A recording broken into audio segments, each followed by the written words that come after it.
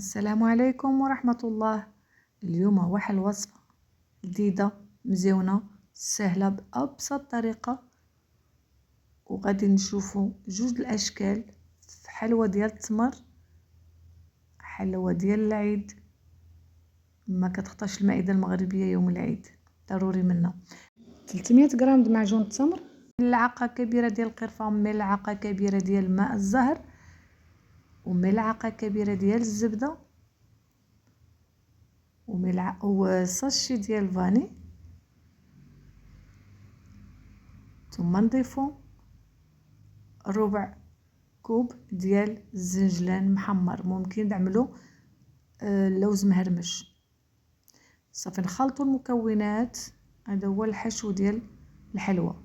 غادي نحيدوها نغطيوها بالسلوفان ونمشيو نحضروا العجينه. عندي 200 غرام ديال الزبده سبيسيال، نضيفوا لها ملعقه كبيره ديال السكر كلاصي، نخلطوه مزيان تيمتزجنا الزبده مع السكر. ثم نضيفوا 45 مليلتر ديال الزيت، نخلطوه مزيان تجانس الخليط. ثم نضيف 75 مليلتر ديال الماء الزهر، نخلطوه مزيان تدخل هذيك الماء الزهر في الخليط. ثم الدقيق على حسب الخليط، انا دخلت لي هنايا 300 غرام. العجينه خصها تبقى رطبه. صافي غادي نطلقوا على سطح العمل. طبعا غنرشوا الدقيق باش ما كتلصقناش العجينه. غادي نجيبوا داك معجون التمر، غادي نعملوه على شكل حرابيل. غادي نجيبوا الحربول الاول، غادي نعملوا له، غادي ننزلوه على ديك العجينه، ونجيبوا القطعه ونقطعوا. هذه الطريقه الاولى. كاين اللي كتعجبو الطريقه، وكاين اللي كتعجبو الطريقه ديال الطابع. انا صراحه كتعجبني الطريقه ديال الطابع صراحه، حتى هذه سهله، ولكن انا ما عنديش معاها. المهم كنتمنى تعجبكم نتوما. غادي نعملو ديك الحربول في الوسط العجينه، غادي نديوها ونجيبوها باش كتلصق عليها. صافي غنجيبو داك الحربول الاول، غادي نبسطوه هكذا على سطح العمل باش يجينا مقاد مع بعضياتو.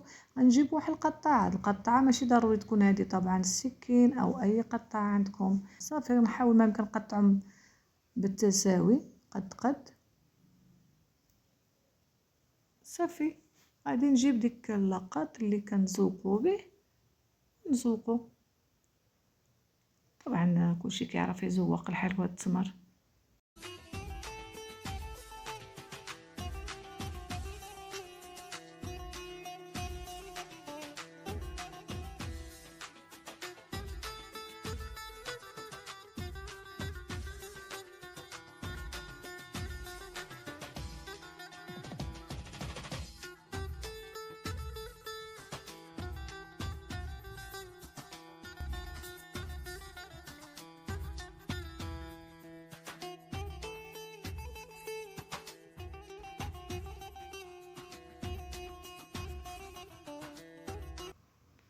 الطريقه الثانيه انا كتعجبني هذه صراحه، كنعملوا كويرات من العجينه وكويرات من المعجون التمر. صافي كنجيبوا شويه د الطحين او الدقيق ونفندوه شي حاجه باش ما كتلصقناش في ديك الطابع اللي غادي ديك المرشم د الحلوى. كنضغطوا عليها ديك الضغطه هكذا ونخرجوه. ها هي كتجي مزيونه. وكاين بزاف ديال الاشكال، يعني كاين هاد الورده، وكاين بزاف د الاشكال على حسب اللي بغيتو. صافي ندخلوها الفران طيب من التحت، من بعد تحمر شويش من الفوق. حاول ما يمكن ما تخليوهاش يتحمر بزاف باش ما تقصحش. صافي ملي غنخرجوها نخليوها تبرد مزيان مزيان مزيان. عاد ندردروا عليها السكر هيدا في الصفايه وصافي. ها هي الحلوى واجده. حيدوا ديك الزائد اللي كاين من الفوق باش كتبان ديك الرشمه د الحلوى.